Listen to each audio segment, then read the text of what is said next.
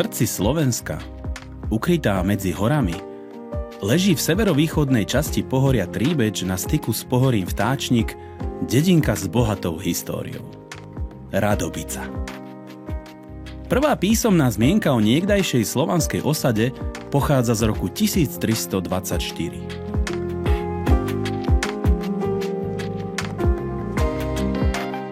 Už v 14. storočí sa spomína ako Possessio Radobica in Bors, čo v preklade znamená obec Radobica v Tekovskej župe. Jej existenciu dokladuje aj listina nitrianskej kapitoly z roku 1352, kde sa uvádza ako majetok rodu Simoniovcov. V 17. a 18. storočí sa tento rod začal deliť o obec s Majténovcami.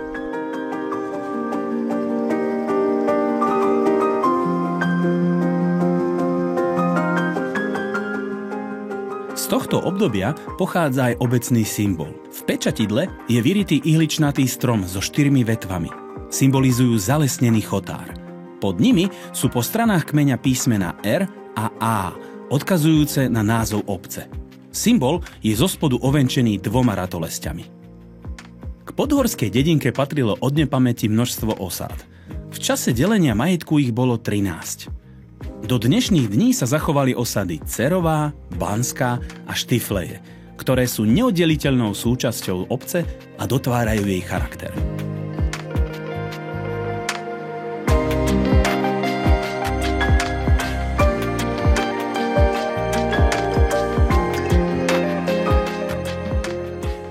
Malebný kút sa rokmi zmenil na obec remeselníkov a poľnohospodárov. 19. storočie a nežičlivé životné podmienky dali jej obyvateľom zabrať. Mnohí v tomto období odišli za prácou do zahraničia. Priaznivejšie časy nastali až v 20. storočí, kedy sa vybudovala infraštruktúra a obec sa začala rozrastať. Rok 1907 priniesol vytúženú školskú budovu, neskôr rozšírenú o nadstavbu poschodia. Koncom 30. rokov otvorili školu na osade Banské a na Cerovej. Tie detičky v tom čase boli veľmi slušné, usilovné aj v robote, že sa snažili a jeden od druhého si rozumy požičiavali. Z takých skromných rodín mená ako Čviko, Franc, Unter Franc, Tomáš boli tam veľmi obľúbené. A krstné meno bolo veľmi obľúbené Pavel.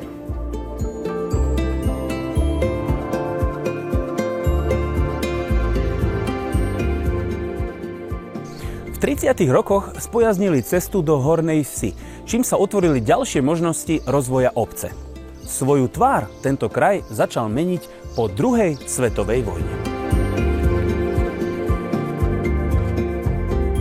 Znamenalo to výstavbu rezervoáru na pitnú vodu v roku 1957 a o rok neskôr elektrifikáciu obce. Významným milníkom bola výstavba kaplnky, postupne prestávanej na kostol.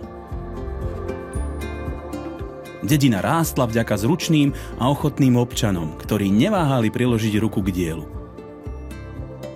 Svojpomocne v roku 1968 postavili predajňu potravín a pohostinstvo a o rok neskôr sa pričinili o výstavbu kultúrneho domu, kde sídli obecný úrad a miestna knižnica.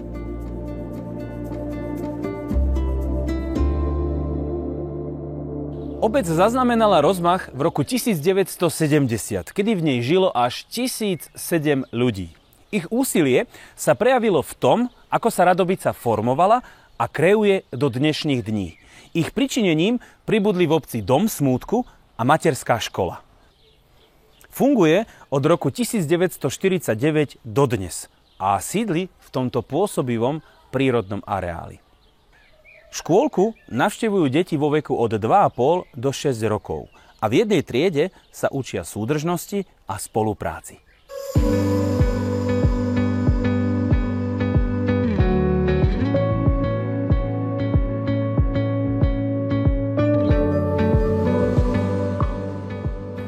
Budova materskej školy bola postavená v roku 1975 v akcii Z a vlastne 35 rokov sa do budovy okrem malých úprav rôznych havarijných stavov, ktoré boli, sa do škôlky neinvestovalo nič.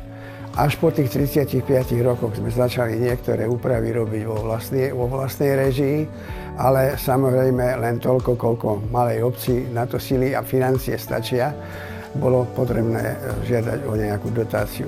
Z dotácie sme uskutočnili v roku 2018 zateplenie materskej školy a predtým z vlastných prostriedkov obce na úver sme urobili vnútornú rekonštrukciu. Len nedávno, v roku 2013, začalo meniť svoju tvár prostredie vrchu Hôrka, odkiaľ je pôsobivý výhľad na obec. K prvej lavičke pribudla druhá, osadený bol aj stôl s ohniskom, informačná tabuľa a kniha návštev.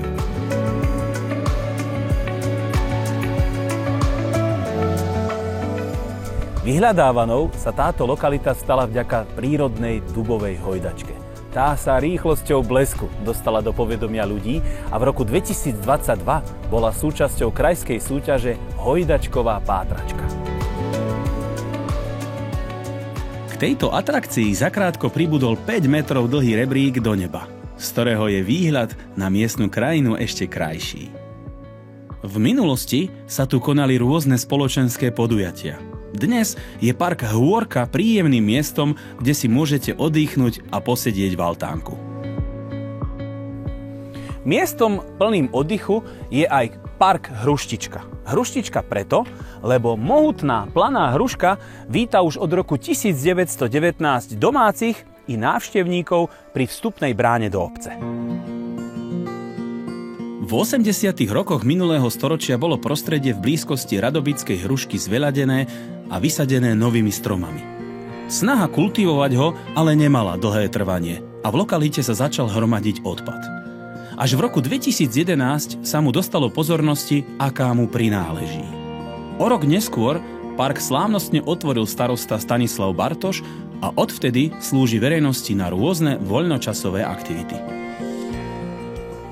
Dnes si môžete posedieť na lavičkách pri ohnisku, pobudnúť v altánku a kochať sa nádhernou prírodou, ktorá vás všade navôkol obklopuje.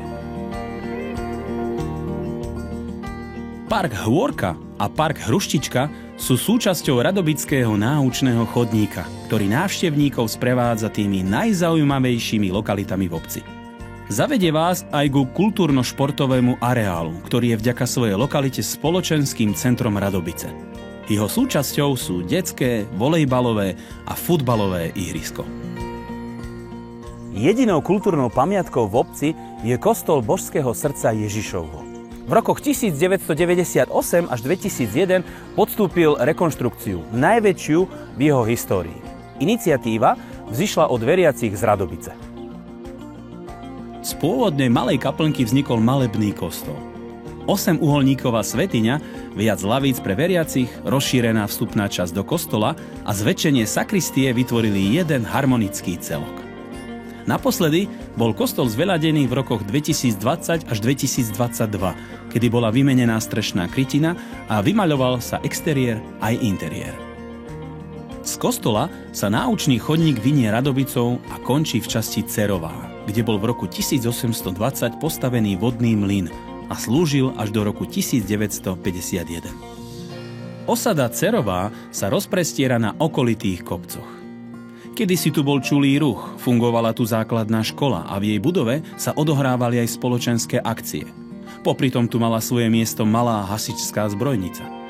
Klesaním počtu obyvateľov však došlo aj k ukončeniu vyučovania a dnes je Cerová považovaná skôr za rekreačnú a chatovú oblasť. Radobica je dnes živá a dynamická obec s bohatou históriou a silnou komunitou. Život v nej dotvárajú viaceré spoločenské organizácie a občianske združenia. Najstarším spolkom v obci je dobrovoľný hasičský zbor. Vznikol v roku 1942 a s viacerými prestávkami, kedy jeho činnosť dočasne zanikla, funguje dodnes. Od 1965. sídli v požiarnej zbrojnici, ktorá v roku 2021 prešla obnovou. Požiarna zbrojnica prešla v roku 2021 rozsiahlou rekonštrukciou vďaka dotácii Ministerstva vnútra Slovenskej republiky a spolufinancovaním obce. Vybudovali sa v nej nové sprchy a toalety s keramickým obkladom. Na budove sa vymenili okná, urobili sa nové rozvody pitnej vody, nový krov a osadila sa nová strešná krytina. Kanalizácia je zvedená do novej plastovej typovej žumpy. Vďaka červeno-bielej fasáde získala zbrojnica nový šat.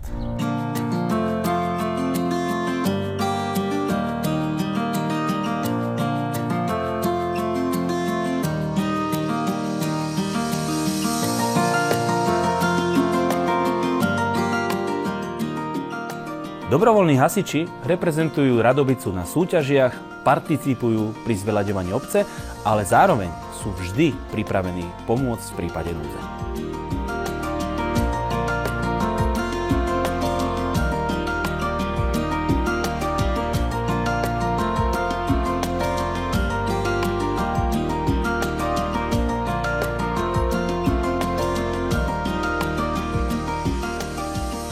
O rozvoj obce a prípravu spoločenských či iných aktivít sa stará aj Združenie občanov Radobica, známe ako Zorica. Vzniklo v roku 2016. Kultúrny život v obci sa od roku 1994 spája so speváckym súborom Bukovinka. Kde je dobré spoločenské podujatie, tam určite nechýbajú členovia Bukovinky. Starajú sa o to, aby obec nezabúdala na pestovanie tradícií a zvykov a aby sa jej občania stále stretávali pri kultúrnych podujatiach a dbali na súdržnosť miestnej komunity.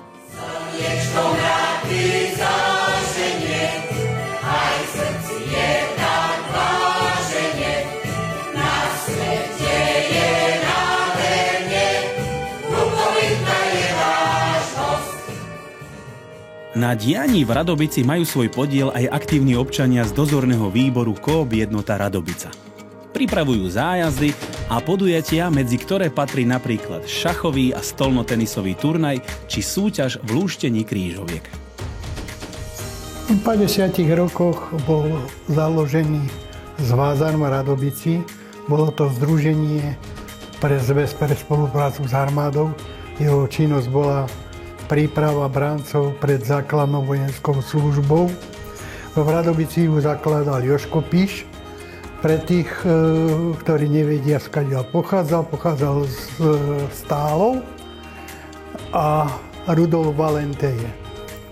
V 90. rokoch sa organizácia pretransformovala a vzniklo Združenie technických a športových činností, ktoré pôsobí Radobici doposiaľ. Svoje miesto a nezastupiteľnú úlohu má v obci aj miestny spolok Slovenského Červeného kríža. Jeho vznik sa datuje do roku 1950. Život v obci sa rozvíja aj po športovej stránke. Najväčší podiel má na tom miestny futbalový klub Iskra Radobica, ktorý od roku 1971 trénuje na svojom futbalovom ihrisku. Družstvo mužov v súčasnosti hrá na úrovni regiónu v 8. lige. Svoje miesto má v Radobici aj zariadenie sociálnych služieb. Sídli v budove niekdajšej základnej školy, dnes moderne zrekonštruovanej, obklopenej upraveným okolím.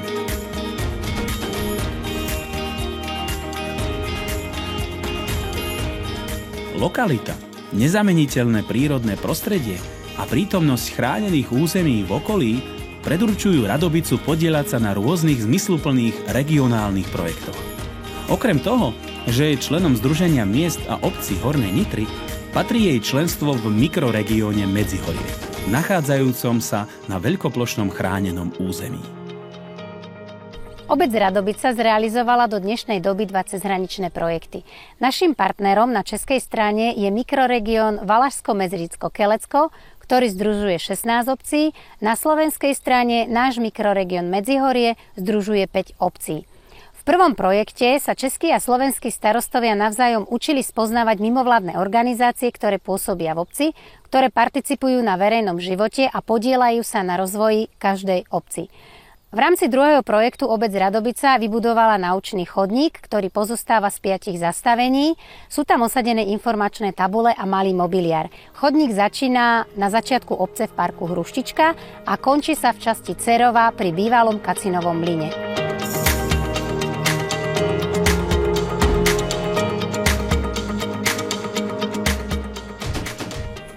Radobica. To nie je len dedinka. Je to domov. Plný spomienok, príhod a ľudí, ktorí si navzájom pomáhajú a držia spolu. Stala sa oázou pokoja pre domácich a návštevníci a hostia ju vyhľadávajú kvôli turistike a rekreácii. Nie je divu, veď nádherná príroda, ktorá jej leží pri nohách, ponúka oddych a očarí každého svojou krásou a pohostinnosťou. Rovnako ako ľudia, ktorí majú česť nazývať Radobicu svojim domovom.